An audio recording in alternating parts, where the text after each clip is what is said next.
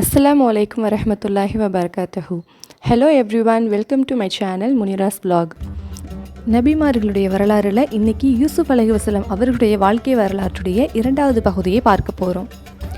யூசுப் அலைஹிவஸல்லம் அவர்களின் பிரார்த்தனையை ஏற்று அல்லாஹ் அவரை காப்பாற்றுவதற்காக அவர் குற்றமற்றவர் என்று நிரூபிக்கப்பட்ட பின்பும் அந்த அமைச்சரவையை சார்ந்தவர்கள் அவரை சிறையில் அடைக்க வேண்டும் என்ற எண்ணத்தை அல்லாஹ் அவர்களுக்கு ஏற்படுத்தினான். அதன் அடிப்படையில் அவர் சிறையில் அடைக்கப்பட்டார். சிறையில் யூசுப் அலைஹிவஸல்லம் அவர்களுடன் இருவர் இருந்தார்கள். அந்த இருவரும் வெவ்வேறு குற்றங்களுக்காக அவருடன் சிறை சென்றார்கள். அந்த இருவரில் ஒருவன் ஒரு நாள் யூசுப் அலைஹிவஸல்லம் அவர்களை நோக்கி, நான் திராட்சை ரசம் பிழிந்து கொண்டிருப்பதாக மெய்யாகவே கனவு கண்டேன் என்று கூறினான். மற்றவன், நான் என் தலையில் ரொட்டிகளை சுமந்து செல்வதாகவும் அதை காகமும் கழுகும் கொத்தி கொத்தி புசிப்பதாகவும் கனவு கண்டேன் என்றும் யூசுஃபை நோக்கி கூறினார்கள். நிச்சயமாக நாங்கள் உம்மை மிக்க ஞானமுடைய நல்லவர்களில் ஒருவராகவே காண்கிறோம். அதனால் இந்த கனவுகளின் விளக்கங்களை நீர் எங்களுக்கு அறிவிப்பீராக என்றும் கேட்டார்கள். அதற்கு யூசுப் அலைஹிவஸல்லம் அவர்களை நோக்கி கூறினார்கள், நீங்கள் உண்ணக்கூடிய உணவு வெளியிலிருந்து உங்களிடம் வந்து சேருவதற்கு முன்னதாகவே உங்கள் கனவுகளுக்கான விளக்கத்தை நான் உங்களுக்கு அறிவித்து விடுவேன். அல்லாஹ் திருமறை குர்ஆனிலே யூசுப் அலைஹிவஸல்லம் கனவுகளுக்கான விளக்கத்தை பின்வருமாறு கூறியதாக குறிப்பிடுகிறான். யூசுப் அலைஹிவஸல்லம் அவர்களை நோக்கி, சிறைக்கூடத்தில் இருக்கும் என் இரு தோழர்களே, உங்கள் கனவுகளின் பலன்களாவன. உங்களில் ஒருவன் விடுதலை அடைந்து அவன் முன் செய்து கொண்டிருந்த வேலையையும் ஒப்புக்கொண்டு முன்பு போலவே தன் எஜமானனுக்கு திராட்சை ரசம் புகட்டி கொண்டிருப்பான். மற்றவனோ தூக்கிலிடப்பட்டு அவனுடைய தலையை காகமும் கழுகும் பறவைகளும் கொத்தி கொத்தி தின்னும். நீங்கள் விளக்கம் கூறிய கனவுகளின் பலன் விதிக்கப்பட்டு விட்டது, அது அவ்வாறு நடந்தே தீரும் என்றும் அவர் கூறினார். யூசுப் அலைஹிவஸல்லம் அவர்கள் தன் சிறை நண்பர்களை நோக்கி, உங்களில் யார் முதலில் விடுதலை ஆவாரோ அவர் உங்கள் எஜமானனிடம் சென்று என்னை பற்றி கூறுங்கள் என்று கூறினார். ஆனால் விடுதலையானவரோ தனது எஜமானனிடம் யூசுப் அலைஹிவஸல்லம் அவர்களை பற்றி கூற மறந்துவிடவே அவர் இன்னும் பல வருடங்கள் சிறையில் தங்க வேண்டிய நிலைமையானது அவர்களுக்கு ஏற்பட்டுவிட்டது. பல வருடங்களுக்கு பிறகு அந்த எஜமான் ஒரு கனவு கண்டார். அந்த கனவிற்கான விளக்கத்தை தமக்கு கீழ் உள்ளவர்களிடம் அவர் கேட்டபோது யாருமே இந்த கனவிற்கான விளக்கத்தை அளிக்கவில்லை.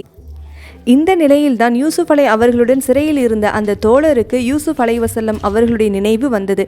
அவர் கூறினார், சிறையில் இருக்கும் யூசுஃபிடம் என்னை அனுப்பி வையுங்கள், அவரிடம் நான் கனவிற்கான விளக்கத்தை கேட்டு வருகிறேன் என்றும் கூறினார். இவ்வாறே அவரும் சிறையில் உள்ள யூசுப் அலைஹிவஸல்லம் அவர்களிடம் அனுப்பி வைக்கப்பட்டார். அவர் யூசுப் அலைஹிவஸல்லம் அவர்களை நோக்கி, கனவுகளுக்கான உண்மையான விளக்கம் கூறுபவரே, யூசுஃபே, கொழுத்த 7 பசுக்களை இளைத்த 7 வற்றிய பசுக்கள் புசிப்பதாகவும் முதிர்ந்து விளைந்த பசுமையான 7 கதிர்களையும் காய்ந்த 7 கதிர்களையும் கனவில் கண்டதாக எனது எஜமானர் கூறினார். இந்த கனவிற்கான விளக்கம் என்ன, அதை நீ எங்களுக்கு அறிவிப்பீராக என்று அவர் கேட்டார். அதற்கு யூசுப் அலைஹிவஸல்லம் அவர்கள் கூறினார்கள், தொடர்ந்து நீங்கள் 7 ஆண்டுகள் நன்றாக விவசாயம் செய்வீர்கள். அதில் நீங்கள் அறுவடை செய்யும் விளைச்சல்களில் நீங்கள் புசிப்பதற்கு வேண்டிய அளவை எடுத்துக்கொண்டு மற்றதை நீங்கள் அதன் கதிர்களிலேயே விட்டு வையுங்கள். அதற்கு பின்னர் கடினமான பஞ்சமான 7 ஆண்டுகள் வரும். நீங்கள் கதிர்களில் பத்திரப்படுத்தி வைத்திருந்தீர்களே, அதை தவிர மற்ற அனைத்து கதிர்களையுமே அந்த பஞ்சமானது தின்றுவிடும். அதற்கு பின்னர் ஓர் ஆண்டு வரும், அதில் ஏராளமான மழையும் பெய்யும். அப்பொழுது ஒலிவம், திராட்சை ஆகியவை நன்கு வளர்ந்து திராட்சை ஆகியவற்றின் பழரசத்தை மனிதர்கள் பிழிவார்கள் என்றும் அவர் கூறினார். இதுதான் இந்த கனவின் விளக்கம் என்றும் யூசுப் அலைஹிவஸல்லம் அவர்கள் அறிவித்தார்கள். யூசுப் அலைஹிவஸல்லம் அவர்கள் கூறிய இந்த கனவின் விளக்கத்தையும் அவருடைய செயல் திட்டத்தையும் செவியுற்ற அந்த எஜமானர் மிகவும் மகிழ்ச்சி அடைந்தார். மேலும் யூசுப் அலைஹிவஸல்லம் அவர்களை விடுதலை செய்து தன்னிடம் அவரை அழைத்து வருமாறும் எஜமானர் அனுப்பினார். ஆனால் யூசுப் அலைஹிவஸல்லம் அவர்களோ சிறையிலிருந்து வெளிவர மறுத்து, உங்கள் எஜமானரிடம் சென்று தங்கள் கைவிரல்களை வெட்டி கொண்டார்களே, அந்த பெண்களின் விஷயம் என்ன என்பதை நீங்கள் கேட்டு வாருங்கள் என்று கூறினார். இதை கேள்வியுற்ற அந்த எஜமானர் அந்த பெண்களை எல்லாம் அழைத்து, நீங்கள் யூசுஃபை உங்கள் விருப்பத்திற்கு இணங்குமாறு அழைத்த போது உங்களுக்கு ஏற்பட்டது என்ன என்று கேட்டார். அதற்கு அந்த பெண்கள் கூறினார்கள், அல்லாஹ் மிக பரிசுத்தமானவன், நாங்கள் அவரிடத்தில் எந்த ஒரு தீங்கையுமே அறியவில்லை என்று கூறிவிட்டார்கள்.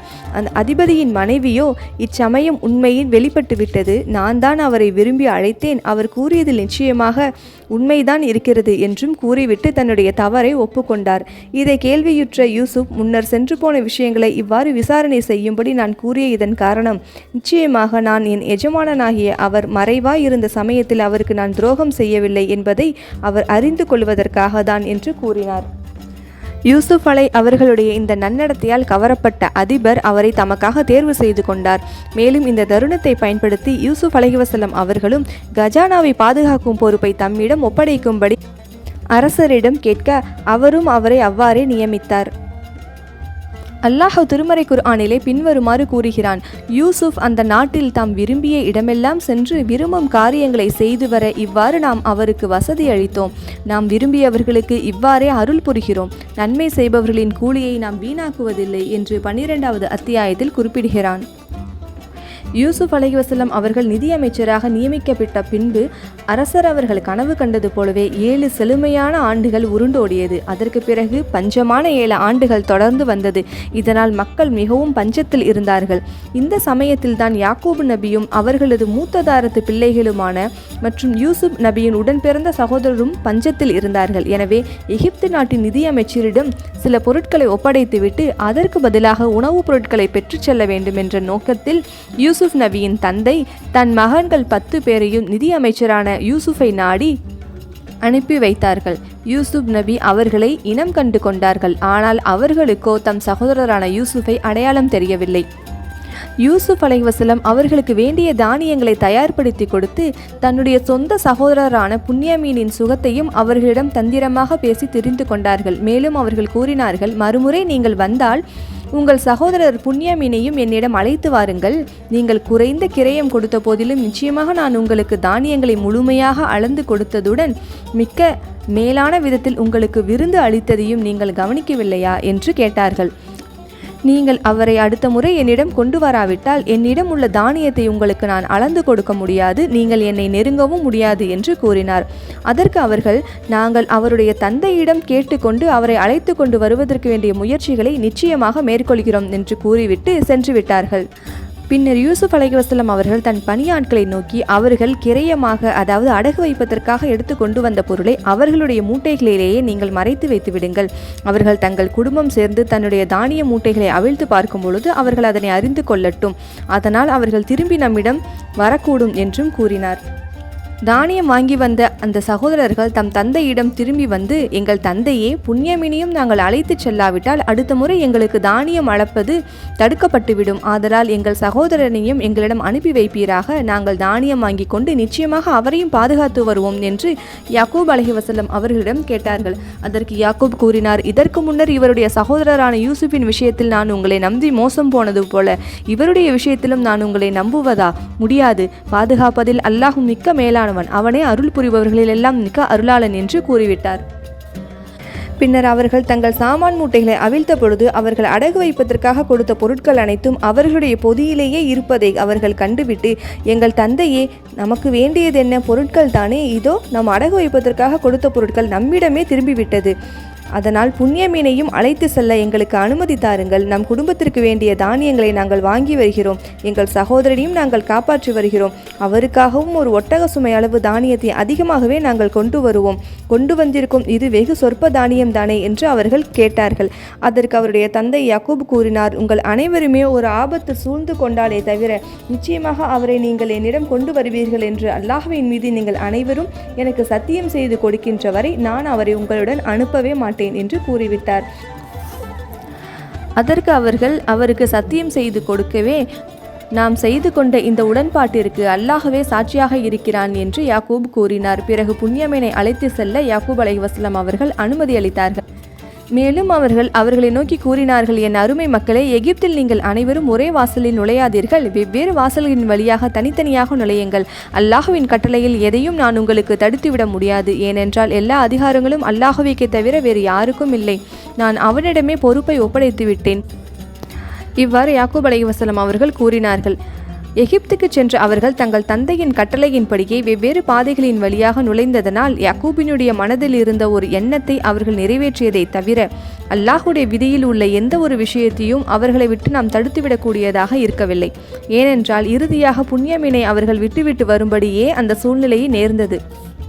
எனினும் நிச்சயமாக நாம் யாக்கூபுக்கு யூசுஃபும் புன்யமீனும் உயிருடன் தான் இருக்கின்றார்கள் என்ற விஷயத்தில் அறிவித்திருந்ததால் அவர் அதனை அறிந்தவராகவே இருந்தார். எனினும் மனிதர்களில் பெரும்பாலானவர்கள் அதை அறியாதவர்களாகவே இருந்தார்கள் என்று அல்லாஹு தாலா குர்ஆனிலே 12வது அத்தியாயத்தில் 63 முதல் 68வது வசனங்கள் வரை அறிவிக்கின்றான்.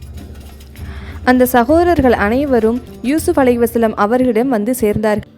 யூசுப் அலைஹிவஸல்லம் தமது சகோதரர் புன்யமீனை பார்த்தபோது மனமகிழ்ந்து அவரை தனியாக அழைத்து வந்து, நான் தான் உடன் பிறந்த சகோதரன் யூசுப் என்று தன்னை அறிமுகப்படுத்தி கொண்டார். பிறகு தன் சகோதரனை தம்மோடு வைத்துக்கொள்ள ஆசைப்பட்டவராக தன் சகோதரனின் அனுமதியை பெற்று பின்வருமாறு நாடகத்தையும் அரங்கேற்றினார்கள். அவர்கள் தங்களுடைய சகோதரருக்கு தேவையான தானியங்களை தயார்படுத்திய போது தன் சகோதரர் புன்யமீனின் சுமையில், அதாவது அவருடைய பையில் ஒரு பொற்குவளையை வைத்து விட்டார்கள். அதாவது தானியங்களை அளக்கக்கூடிய மரக்காலை அவருடைய பொதியில் வைத்து விட்டார்கள். பின்னர் அவர்கள் விடைபெற்று சிறிது தூரம் செல்லவே ஒருவன் அவர்களை நோக்கி ஓடி வந்து, ஓ ஒட்டக கூட்டத்தார்களே, நிச்சயமாக நீங்கள் திருடர்கள் தான் என்று சப்தமிட்டு கூறினான். அதற்கு அவர்கள் திரும்பி வந்து இவர்களை முன்னோக்கி வந்து, நீங்கள் எதை இழந்து விட்டீர்கள், எது காணவில்லை என்று கேட்டார்கள்.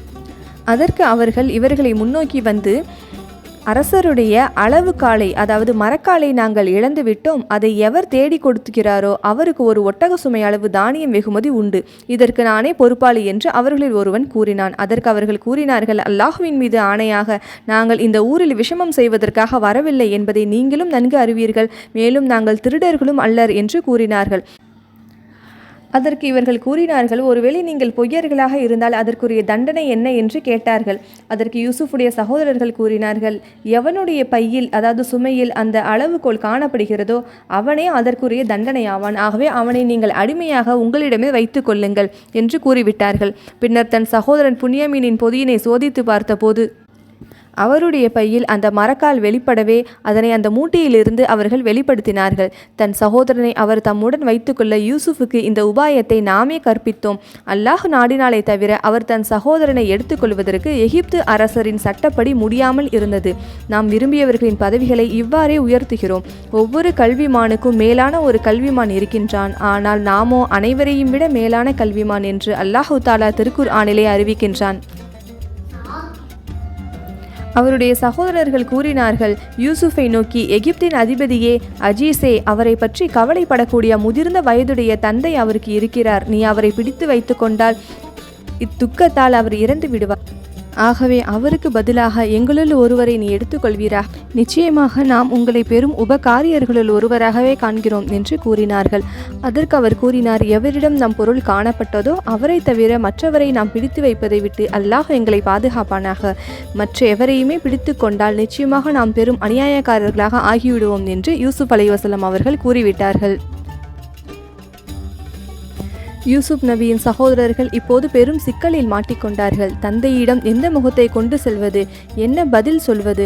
முன்னர் இவ்வாறு தான் யூசுஃபை கிணற்றில் தள்ளி தந்தையை தவிக்க விட்டோம். இப்போது இவர் இல்லாமல் எப்படி வீடு திரும்புவது? இறை ஆணையிட்டு வாக்குறுதியும் கொடுத்துள்ளோமே என்றுள்ளான் சகோதரர்கள் யோசிக்க தொடங்கிவிட்டார்கள். அவர்கள் அனைவரும் தங்கள் தந்தையிடம் திரும்பிச் சென்றார்கள். எங்கள் தந்தையே, உங்கள் மகன் புன்யமீன் மெய்யாகவே திருடிவிட்டான். உண்மையாகவே எங்களுக்கு தெரிந்ததையே தவிர வேறொன்றையும் நாங்கள் கூறவில்லை. மறைவாக நடைபெற்ற இந்த காரியத்திலிருந்து அவரை பாதுகாத்து கொள்ள எங்களால் முடியாமல் போய்விட்டது என்று கூறினார்கள். நாங்கள் சொல்வதை நீங்கள் நம்பாவிட்டால் நாங்கள் சென்றிருந்த அந்த ஊராரையும் எங்களுடன் வந்த அந்த ஒட்டக கூட்டத்தினரையும் நீங்கள் கேட்டு அறிந்து கொள்வீராக. நிச்சயமாக நாங்கள் உண்மையவே கூறுகிறோம் என்று அவர்கள் தங்கள் தந்தை யாக்கூப் நபியிடம் கூறவே, அதற்கு அவர், நீங்கள் கூறுவது சரியல்ல. மாறாக உங்கள் மனம் ஒரு தவறான விஷயத்தை செய்யும்படி உங்களை தூண்டிவிட்டது. ஆகவே எவரையும் குறை கூறாது சகித்து கொள்வதே எனக்கு மிக்க நன்று. அல்லாஹ் அவர்கள் அனைவரையும் என்னிடம் கொண்டு வந்து சேர்த்து விடுவான். நிச்சயமாக அவன் அனைத்தையும் அறிந்தவன், ஞானமுடையவன் ஆவான் என்று கூறிவிட்டு அவர்களை விட்டு விலகிச் சென்று, யூசுஃபை பற்றி என் துக்கமே என்று அவர் சத்தமிட்டார். அவரது இரு கண்களும் துக்கத்தால் அழுது அழுது வெளுத்து போய் இருந்தது. பின்னர் அவர் தம் கோபத்தை விழுங்கி அடக்கி கொண்டார். இந்த நிலைமையை கண்ட அவருடைய மக்கள் அவரை நோக்கி, அல்லாஹ்வின் மீது சத்தியமாக நீங்கள் யூசுஃபை நினைத்து இளைத்து உருகி இறந்துவிடும் வரை அவருடைய எண்ணத்தை விடமாட்டீர் போலே என்று கடிந்து கூறினார்கள். அதற்கு யாக்கூப் கூறினார், என் கவலையும் துக்கத்தையும் நான் அல்லாஹ்விடமே முறையிடுகிறேன். நீங்கள் அறியாதவற்றையெல்லாம் அல்லாஹ்வின் அருளினால் நான் அறிந்திருக்கிறேன் என்று கூறிவிட்டு, என் மக்களே, நீங்கள் சென்று யூசுஃபையும் அவருடைய சகோதரரையும் தேடி பாருங்கள். அல்லாஹ்வின் அருள் குறித்து நீங்கள் நம்பிக்கை இழந்து விடாதீர்கள். நிச்சயமாக நன்றி கெட்ட நம்பிக்கையாளர்களை அவர்களை தவிர மற்ற எவருமே அல்லாஹ்வின் அருளில் நம்பிக்கை இழந்து விட மாட்டார்கள் என்றும் பின்னர் மீண்டும் ஒருமுறை எகிப்துக்கு சென்று அவருடைய மகன்களை தேடும்படியும் அவர் கூறினார். தன் தந்தையின் கட்டளைக்கு இணங்க அந்த சகோதரர்கள் அனைவரும் 3வது முறையாக யூசுப்பிடம் சென்றார்கள். தங்களது வறுமையும் கஷ்டத்தையும் எடுத்துரைத்து உதவியும் கேட்டார்கள். அந்த சமயம் அவர்களை நோக்கி யூசுப் கேட்டால், நீங்கள் அறியாமையில் ஆழ்ந்து கிடந்த போது யூசுஃபையும் அவருடைய சகோதரரையும் என்ன செய்தீர்கள் என்பதை நீங்கள் அறியவில்லையா என்று கேட்டார்கள். அதற்கு அவர்கள் அனைவரும் திடுக்கிட்டு, மெய்யாகவே நீர்தான் யூசுஃபா என்று கேட்டார்கள். அதற்கு அவர், ஆம், நான் தான் யூசுப், இவர்தான் என்னுடைய சகோதரர். நிச்சயமாக அல்லாஹ் எங்களின் மீது பேரருள் புரிந்திருக்கின்றான். ஏனென்றால் நிச்சயமாக எவர் இறை அச்சமுடையவராக இருந்து சிரமங்களை சகித்து கொள்கிறாரோ அத்தகைய நன்மை செய்பவர்களின் கூலியை நிச்சயமாக அல்லாஹ் வீணாக்குவதில்லை என்றும் யூசுப் கூறினார். அதற்கு அவர்கள் கூறினார்கள், அல்லாஹ்வின் மீது சத்தியமாக நாங்கள் உமக்கு பெரும் தீங்கிழைத்து விட்டோம். ஆயினும் நிச்சயமாக அல்லாஹ் எங்களை விட உன்னை மேன்மையாக்கித்தான் வைத்திருக்கிறான். எங்களுக்கு நன்மை செய்ய அல்லாஹ் உங்களுக்கு சந்தர்ப்பமும் அளித்திருக்கிறான் என்று கூறினார்கள். அதற்கு யூசுப் கூறினார், இன்றைய தினம் உங்களின் மீது ஒரு குற்றமும் இல்லை. அல்லாஹ்வும் உங்கள் குற்றங்களை மன்னித்து விடுவானாக. அவன் கருணையாளர்களுக்கெல்லாம் மகா கருணையாளன் என்று யூசுப் கூறினார். யாக்கூப் அலைஹிவஸல்லம் அவர்களுடைய கண் பார்வை போன செய்தியை அறிந்த யூசுப் அலைஹிவஸல்லம் அவர்கள் தனது சட்டையை கொடுத்து அனுப்பி தன் தந்தையுடைய கண்ணில் இந்த சட்டையை போடும்படி ஏவினார்கள். நற்செய்தி கூறுபவரும் வந்து யூசுஃபுடைய சட்டையை அவருடைய தந்தையின் முகத்தில் போடவே அவர் இழந்த தம் பார்வையை மீண்டும் அடைந்தார். யூசுப் உயிரோடு இருப்பதை பற்றி நீங்கள் அறியாதவற்றையெல்லாம் அல்லாஹ்வின் அருளை கொண்டு நிச்சயமாக நான் அறிவேன் என்பதை நான் உங்களுக்கு கூறவில்லையா என்று கேட்டார். அதற்குள் எகிப்து சென்றிருந்த அவருடைய மற்ற பிள்ளைகளும் வந்து, எங்கள் தந்தையே, எங்கள் பாவங்களை மன்னிக்கும்படி நீர் பிரார்த்திப்பீராக. மெய்யாகவே நாங்கள் பெரும் தவறிழைத்து விட்டோம் என்று அவர்களே கூறினார்கள். இதன் பிறகு யாக்கூப் அலைஹிவஸல்லம் அவர்கள் குடும்பத்துடன் சேர்ந்து யூசுப் அலைஹிவஸல்லம் அவர்களை காண்பதற்காக எகிப்திற்கு வந்தார்கள். அவர்கள் வந்தபொழுது யூசுப் அலை அவர்கள் தம் தாய் தந்தையை எகிப்தின் எல்லையிலிருந்து காத்திருந்து மிக்க மரியாதையுடன் வரவேற்று, அல்லாஹ்வின் அருளால் நீங்கள் எகிப்தில் நுழையுங்கள், அல்லாஹ் நாடினால் நீங்கள் அச்சமற்றவர்களாக இருப்பீர்கள் என்று கூறி அழைத்தார்கள். பின்னர் அவர் தன்னுடைய தாயையும் தந்தையையும் சிம்மாசனத்தின் மீது உயர்த்தி அமர்த்தினார். எகிப்தின் அதிபதியாக இருந்த அவருக்கு அந்த காலத்து முறைப்படி அவர்கள் அனைவருமே சிரம் பணிந்து மரியாதை செலுத்தினார்கள். அந்த சமயம் யூசுப் தன் தந்தையை நோக்கி கூறினார், என் தந்தையே, முன்னர் நான் சிறுவயதில் கண்ட கனவின் விளக்கம் இதுதான். என் இறைவன் அதனை உண்மையாக்கிவிட்டான்.